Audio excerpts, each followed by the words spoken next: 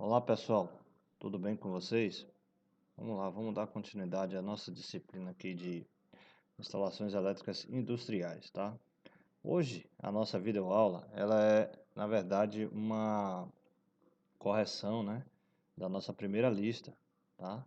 Explicando a vocês ponto a ponto o que foi colocado, né, as perguntas e, como é que se diz? Dando uma visão geral sobre a parte de instalações elétricas industriais.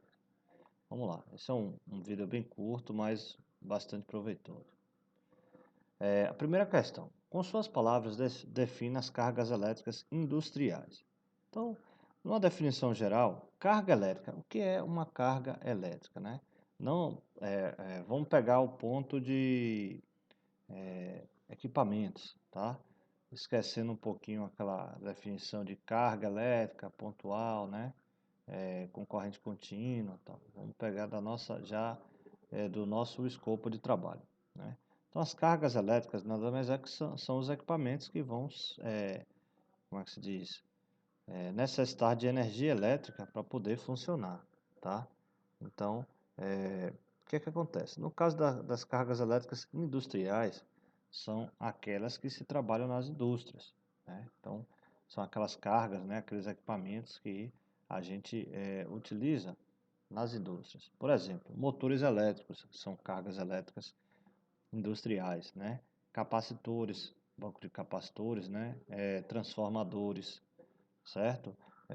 Professor, e no escritório tenho lá lâmpadas, né? Tomadas para utilizar um computador, né? Podem ser caracterizadas cargas elétricas industriais? Do meu ponto de vista, se ela estiver dentro de uma área industrial, sim, tá? Mas isso depende muito da aplicação. Se for, por exemplo, na residência, é um computador residencial, não é uma carga elétrica industrial. Porém, eu tenho um computador dentro lá da fábrica, para poder fazer um pedido de peça, no local de montagem ou na própria área que está dando manutenção. Então, ele vai se tornar uma carga elétrica industrial. Então, depende muito da sua aplicação, tá? Então, é isso. Cargas elétricas industriais são aquelas que são utilizadas, são aquelas cargas, né? Aqueles equipamentos que são utilizados na indústria, tá, gente? E demandam de energia elétrica.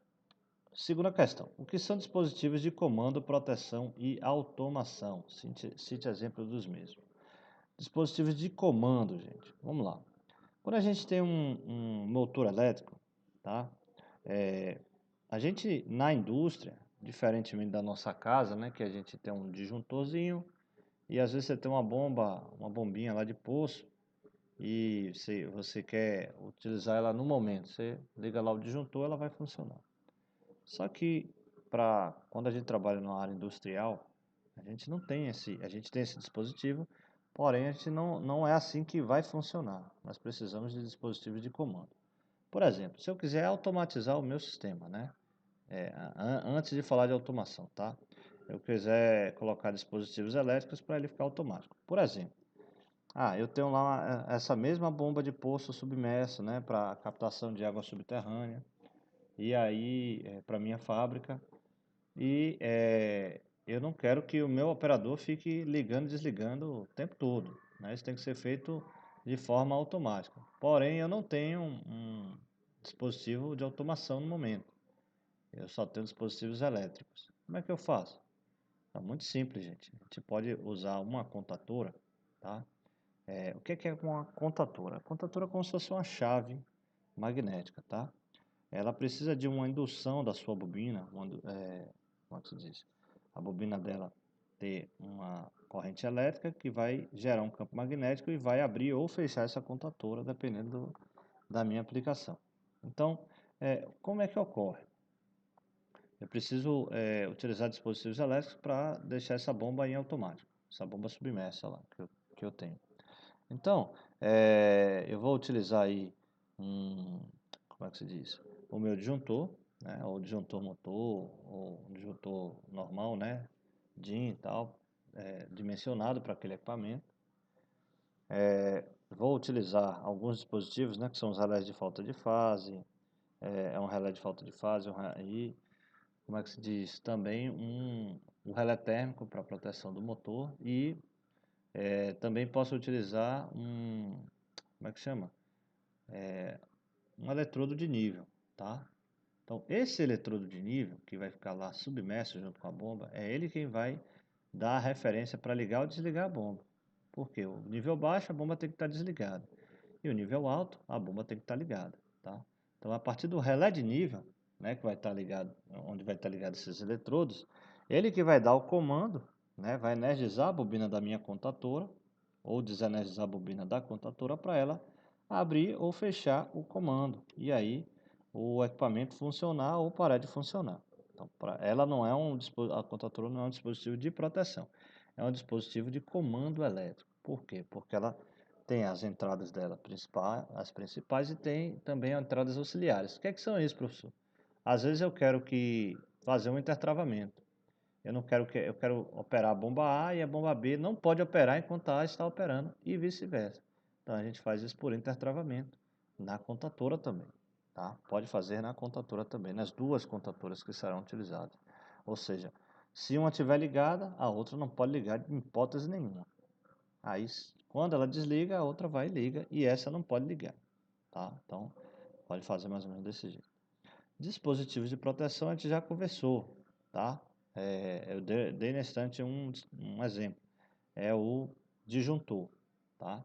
E temos também o fusível, são dispositivos de proteção, ou seja, se tiver um pico de energia, né, uma sobrecarga, um curto-circuito, eles precisam desabilitar o circuito para proteger os equipamentos. Então eles desligam. Óbvio que tem que estar bem dimensionado. Se tiver sobredimensionado, como é que se diz? A probabilidade de desligar por sobrecarga é mais difícil. Porque, por exemplo, digamos que eu tenho um equipamento que ele precisa de 10 amperes para funcionar, a corrente nominal dele. E no meu disjuntor está dimensionado para 30 amperes. O que é que vai acontecer? Eu tenho 20 amperes aí de sobra. Então, se aquele equipamento tiver uma sobrecarga, vamos lá, de 15 amperes, o disjuntor não vai desligar e vai acabar queimando o meu dispositivo, tá? O meu equipamento, tá? Então, o fusível é a mesma coisa, tem que estar bem dimensionado para a gente poder, como é que se diz? Proteger as nossas cargas, tá? No caso do ser humano, hoje em dia existe o DR, né? Disjuntor residual, que é o quê? Além de proteger contra sobrecarga e curto-circuito, ele protege contra choques elétricos dos seres humanos. E temos também agora, né, agora já existe há algum tempo, mas temos também o IDR, que é o interruptor disjuntor residual, que na verdade ele só faz proteger contra choques elétricos, tá? Então são dispositivos de proteção. Já a automação, gente, o mais clássico, a gente tem o famoso PLC, né? O controlador lógico programável. Por quê, professor? Ele é como se fosse um cérebro. Você coloca uma programação, coloca as entradas e as saídas, né? O que é que são entradas? Sensores, saídas, atuadores, né? No nosso caso, digamos que eu tenho um ar-condicionado, um split. O ar-condicionado split, ele vai funcionar na temperatura que eu programar, porém, ele precisa desligar o compressor, né? Quando ele atingir aquela temperatura, e para poder conservar o equipamento, né, e não manter, economizar energia e não manter o compressor em rotação. Quando a temperatura começa a subir novamente, ele vai lá e liga o compressor. Então, como é que funciona isso? A gente tem ali uma plaquinha eletrônica, ou algumas placas, né, dependendo do modelo do ar-condicionado, como se fosse um PLCzinho. Então, ele tem a entrada ali só um exemplo básico, tá, gente? Ele tem a entrada do sensor de temperatura, tá? E a saída dele vai ser um atuador, que é o relé lá do meu compressor para poder funcionar ou não, ou desligar o compressor, tá? Então ele vai ficar analisando isso aí, recebe as informações e analisa conforme o que foi programado. É um dispositivo de automação. Mesma coisa é o que está se usando agora em casa, né? Essas automações residenciais, que liga a luz, né? Liga uma lâmpada, liga um ar-condicionado no quarto e tal. Tudo comandado por voz. Nada mais é do que a gente tem uma central, tá? Essa central ela capta as informações que são configuradas E existem os dispositivos sensores e os dispositivos atuadores, tá? Os sensores, por exemplo, o ambiente ficou escuro, ele liga aquele ambiente. Quando o ambiente está com a temperatura atual de, sei lá, 27 graus, 30 graus. Aí ele já sabe que precisa climatizar aquele ambiente numa temperatura de 22 graus, né? Então é mais ou menos assim que funciona, tá, gente? Vamos lá. Descreva com suas palavras a definição de grau de proteção, os algarismos de exemplos. Vamos lá, vamos pegar aqui a apresentação, tá? Que a gente viu aqui. O que é grau de proteção, né? A gente já viu que os equipamentos hoje em dia, né, principalmente os celulares, né, a gente está vendo aí que cada vez mais vem com grau de proteção IP68, né, que pode ser submerso e tal. Por quê? São dispositivos eletrônicos que, se cair, se entrar em contato com a água, eles vão queimar, né? Só um momentinho, peraí. Retornando, gente, vamos lá. Então, esses dispositivos, né, que agora tem um grau de proteção IP68, eles conseguem ficar submersos aí, por 1 metro, de 1 a 4 metros, por até 2 horas. Ou seja, você está com seu celular e aí perde uma piscina da praia e tal, e por um acaso, por um acidente, ele caiu no chão. Caiu dentro d'água, desculpa. O que é que vai acontecer? Ele não vai ter problema nenhum, porque, né, teoricamente, né, é para não entrar água no dispositivo, tá? Agora, com impactos e tal, aí isso aí pode modificar a estrutura, né, de construção do dispositivo e aí trazer um resultado meio complicado, né? Pode entrar água. Só que isso aí, no caso de o equipamento sofreu um impacto forte que deformou, né, modificou algum componente dele, né, de vedação. Então, os graus de proteção, eles foram desenvolvidos, né, para proteger, primeiro algarismo, proteger contra penetração de corpos sólidos e contatos acidentais, e o segundo algarismo é para proteger contra a penetração de água intermitente ao invólucro, né? Então, por exemplo, o IP00 não tem proteção de nada, se qualquer poeira que entrar vai danificar, né? E qualquer gota d'água pode danificar também, né? Aí vai aumentando, né? O primeiro, 1, 2, 3 até o 6, né? Que é a proteção contra a poeira, proteção completa, né? Ou seja, não entra poeira nele. E o segundo algarismo, que é a proteção contra a água, a gente vinha muito IP66, né? Imersão temporária, IP65, jato de água. Hoje a gente vê IP67, que ele protege contra a imersão, né?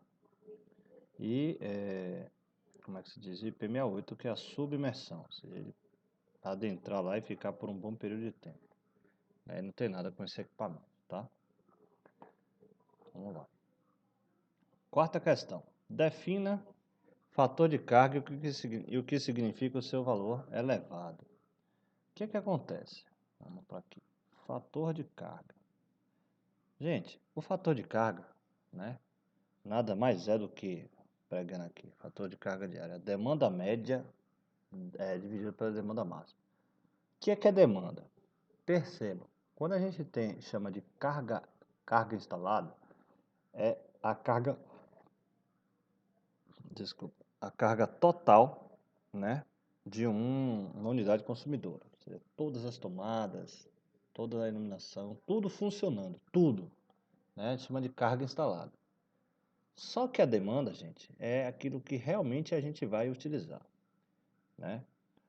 Dando um exemplo, na empresa A. A empresa A tem um transformador colocado lá pela concessionária, dimensionado e tal, de 2,5 MVA, tá?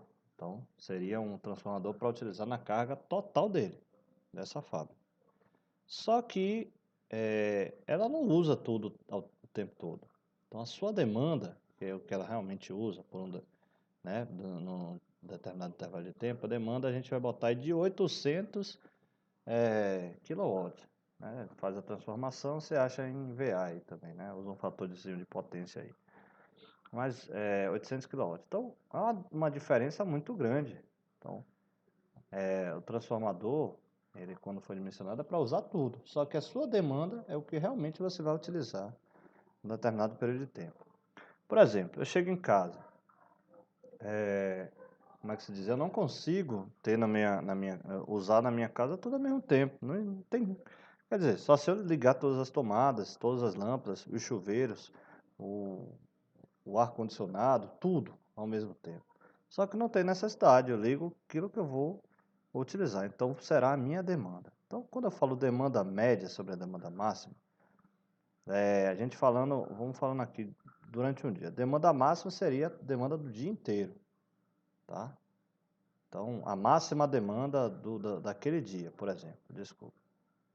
E a demanda média seria a média das demandas naquele dia. Ou seja, né, somar todas as demandas e dividir por um valor lá da quantidade de demandas que você pegou. Você vai ter uma média. Então, o que é que acontece? Quanto maior o fator de carga, né, melhor, mais bem aproveitado eu estou utilizando a minha energia. Por quê? Digamos assim que varia de 0 a 1. Se a gente pegar o gráfico aqui, a gente vê que a demanda média, né, tá lá em cima, a demanda máxima está lá em cima e a demanda média está cá embaixo. Então a diferença aqui, ó, olhando por aqui, de 0,53, que é a demanda média 350 e a demanda máxima 650. Ou seja, tem um período aqui do meu dia que eu não estou utilizando muito bem a minha energia, tá? E aí, nesse período aqui, das 8 da manhã até as 18h30, eu estou consumindo muito, né? Muita energia. Aí quando chega às 18h30 até 6h10 da manhã e tal, a minha carga está lá embaixo. O que é que ocorre aqui? Isso aqui é tipo de escritório, tá, gente? Começou a funcionar. Vamos pegar aqui do final. 6h10 é quando a equipe de limpeza começa a chegar tal para limpar as salas. 8 horas é quando todo mundo começa a chegar para trabalhar, de 8 às 9 horas, né? Que existem locais que têm horário flexível, tá? Então, se a gente perceber aqui, ó, deu perto aqui de 11h30 e tal, cai um pouquinho a carga, mas depois aumenta, porque o pessoal foi almoçar e retornou para o trabalho, né? Aqui vamos dizer que saiu uma leva de gente, uma parte do pessoal, mas a carga continuou. Desligou alguns computadores e tal, mas ligou o ar-condicionado e tal.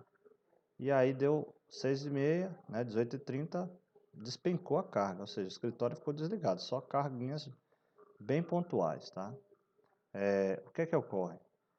A gente não tem um fator de carga muito bom nesse caso. Okay? O correto seria a gente ter, né, a demanda média está bem próxima da máxima. Tem mais uniformidade aqui, tá? Nessa, como é que se diz? Nesse meu sistema. Ou seja, por que é que eu estou gastando tanto durante o dia e à noite menos? É o ar-condicionado. Então vamos dimensionar esse negócio aí para, como é que se diz? A gente tentar gastar menos energia, né? Vamos ver a pergunta aqui. Então, definimos o fator de carga e o seu valor elevado. Quais são as consequências da melhoria do fator de carga? O que é que acontece? Elevado fator de carga significa otimização dos investimentos da instalação elétrica, aproveitamento racional e aumento de vida útil da instalação e redução do valor da demanda pico. Beleza. Vamos pegar esse gráfico aqui, ó, né? As consequências da melhoria do fator de carga.